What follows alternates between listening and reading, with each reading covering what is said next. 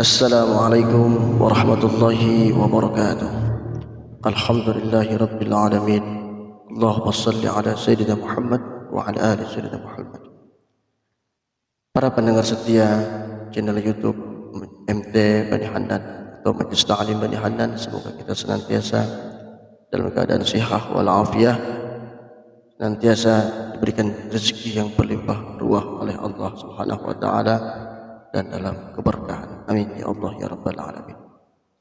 Pada kesempatan kali ini Al-Fakir ingin menyampaikan daripada isi kitab Syama'il Muhammadiyah tentang kepribadian Rasulullah sallallahu alaihi wasallam, di mana pada bab 1 menjelaskan beberapa hadis mengenai tentang gambaran postur fisiknya Rasulullah sallallahu alaihi wasallam. Hadis yang pertama memberikan keterangan kepada kita bahwa dari Raja' Qutaybah bin Sa'id menuturkan kepada kami dari Malik bin Anas, dari Rabi'ah bin Abi Abdurrahman, dari Anas bin Malik radhiyallahu anhum, ia berkata Rasulullah sallallahu alaihi wasallam memiliki postur yang tidak terlalu tinggi tapi juga tidak terlalu pendek. Postur tubuh yang tidak terlalu tinggi juga tidak terlalu pendek. Kulitnya tidak terlalu putih seperti kapur sehingga kurang enak dipandang, namun tidak pula berwarna hitam. Rambutnya Rasulullah ikal, tidak keriting, dan tidak pula lurus tergerai. Allah Ta'ala telah mengutusnya menjadi nabi ketika usia menginjak 40 tahun. Setelah menjadi nabi, Nabi Muhammad SAW menetap di Makkah selama 10 tahun dan di kota Madinah selama 10 tahun. Kemudian Allah Ta'ala menjemput ajalnya ketika usianya menginjak 60 tahun. Saat itulah jumlah uban di kepala dan di jenggot Rasulullah SAW tidak lebih dari 20 helai. Hadis riwayat At-Tirmidzi, Imam Bukhari dan Muslim. Pada hadis yang kedua dijelaskan bahwa Humaid bin Mas'adah Al-Basri menceritakan kepada kami dari Abdul Wahab Tsaqafi, dari Hamid, dari Anas bin Malik radhiyallahu anhu, ia berkata Rasulullah sallallahu alaihi wasallam memiliki ukuran tubuh yang ideal, tidak terlalu tinggi, tidak pula terlalu pendek. Postur tubuhnya proporsional, rambutnya tidak keriting dan tidak pula lurus tergerai. Kulitnya penuh kecoklatan, kulitnya putih kecoklatan. Apabila berjalan, langkahnya tegak. Hadis riwayat At-Tirmidzi, Imam Bukhari dan Muslim.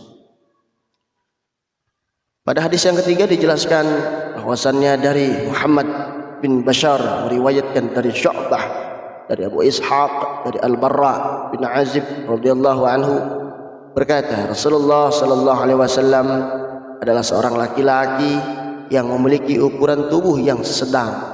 Kedua bahunya bidang, artinya menunjukkan kegagahannya.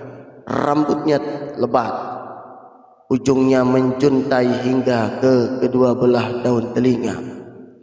Beliau mengenakan pakaian merah. Aku tidak pernah melihat seorang pun yang lebih tampan darinya. Hadis riwayat At-Tirmidzi, Bukhari dan Muslim.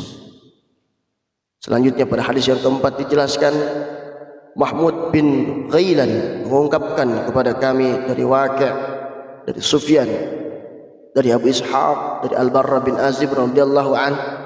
Ia berkata, aku tidak pernah melihat orang yang lebih tampan dari Rasulullah sallallahu alaihi wasallam. Ketika mengenakan rida merah, rambutnya terurai hingga menyentuh kedua bahunya. Kedua bahunya bidang, artinya tegap, gagah. Beliau tidak pendek, tapi tidak pula terlalu tinggi. Hadis riwayat At-Tirmidzi dan Muslim.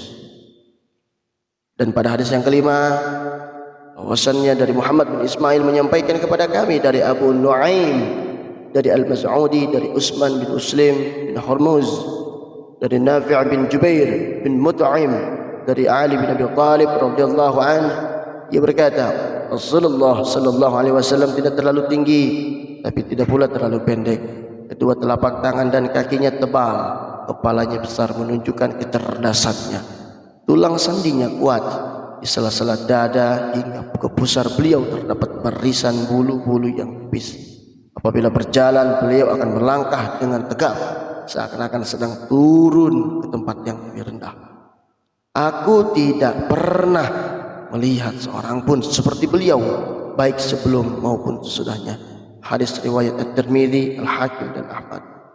Hadirin para pendengar setia channel YouTube Majlis Ta'lim Bani Hanan rahimakumullah.